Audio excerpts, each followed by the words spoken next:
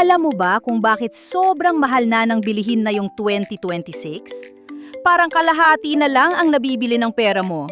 Ngayong Mayo, umarangkada ang inflation sa Pilipinas hanggang 7.9%, ang pinakamabilis sa loob ng 3 taon. Tingnan mo ang bigas, 58 piso na kada kilo. Noong isang taon, 50 piso lang yan. Ang mais, tumaas ng 21%. Gulay, sibuyas, isda, halos lahat tumataas. Ang Baguio beans, 129 piso na kada kilo. Pero alam mo ba ang totoong dahilan? Hindi lang to basta-basta pagtaas ng presyo. Konektado ang lahat sa isang giyera na 8,000 kilometro ang layo sa Middle East. Kasi 75% ng langis natin galing doon. Tumaas ang oil, kaya kailangan natin ng mas maraming dolyar.